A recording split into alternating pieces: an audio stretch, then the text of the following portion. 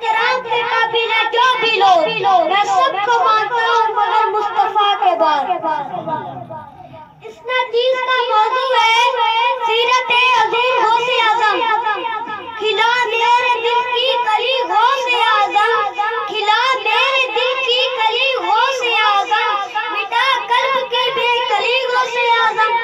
کہا جس نے یا غوث اعظم ابشنی تو دم نے، ہر آئی مصیبت ٹلی غوث اعظم۔ نہ مانگوں میں تم سے تو پھر کس سے مانگوں، نہ مانگوں میں تم سے تو پھر کس سے مانگوں، کہیں اور بھی ہے چلی غوث اعظم۔ تیرا مرتبہ الگ کیوں نہ ہو مولا، تیرا مرتبہ الگ کیوں نہ ہو مولا، ہے تو ابن مولا علی غوث اعظم۔ قدم گردنے اولیاء اکبر ہے تیرا، قدم گردنے اولیاء اکبر ہے تیرا، ہے تو رب کا ایسا ولی غوث اعظم۔ اور دو شعر میں اپنی جان سے کہنا چاہتا ہوں، میں بن جاؤں حافظ اور قاری و عالم، میں بن جاؤں حافظ اور قاری و عالم، اے ابو کی خواہش دلی غوث اعظم۔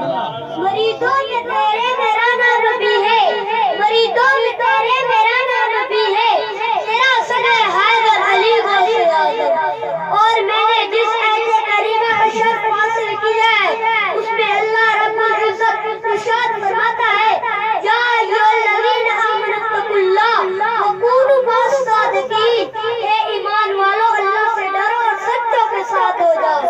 محترم سامعین، صدیاں گزر گئی مگر آج بھی ہم حضور غوث اعظم کے دامن سے وابستہ ہیں۔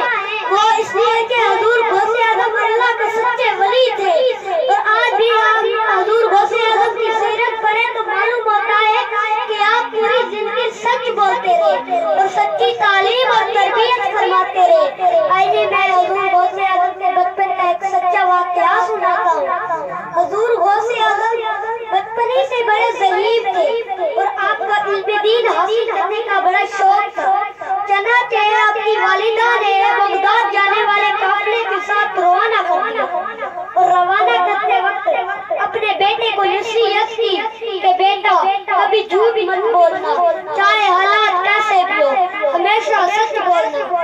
حضور غوث اعظم علم دین حاصل کرنے کے لیے بغداد جانے والے قافلے کے ساتھ روانہ ہو گئے۔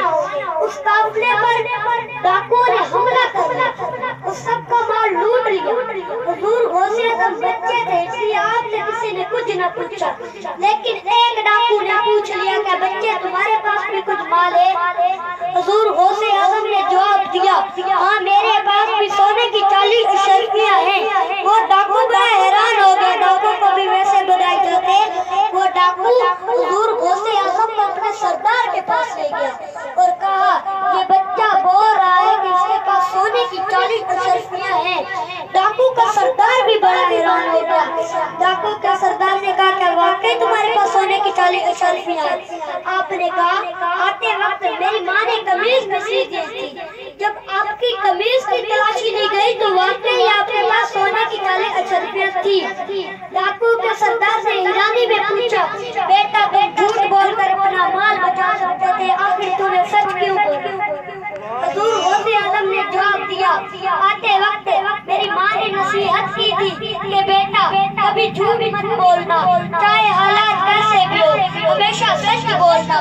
میں اپنی ماں سے کیا ہوا وعدہ کبھی توڑ نہیں سکتا۔ ڈاکو کے سردار نے کہا بیٹا تم اپنا ہاتھ دو، میں تمہارے ہاتھ پر سچی توبہ کر کے سچا مسلمان بننا چاہتا ہوں۔ جب سارے ڈاکو نے اپنے سردار کو توبہ کرتے ہوئے دیکھا تو بول پڑے، چوری اور ڈکیتی میں بھی آپ ہمارے سردار تھے اور توبہ میں بھی آپ ہمارے سردار تھے۔ پھر سارے ڈاکو نے حضور غوث اعظم کی دستے بیت پر ہاتھ رکھ کے سچے مسلمان بن گئے۔ یہ میرے حضور غوث اعظم کی بچپن کی کرامت تھی، آپ نے سچ بولنے کی برکت تھی کہ سارے ڈاکو نے توبہ کر کے سچے مسلمان بن گئے، اور ہم حضور غوث اعظم کے غلامی کی دعوت کرتے ہیں۔ ہمیں تو ہر حال میں سچ بولنا چاہیے۔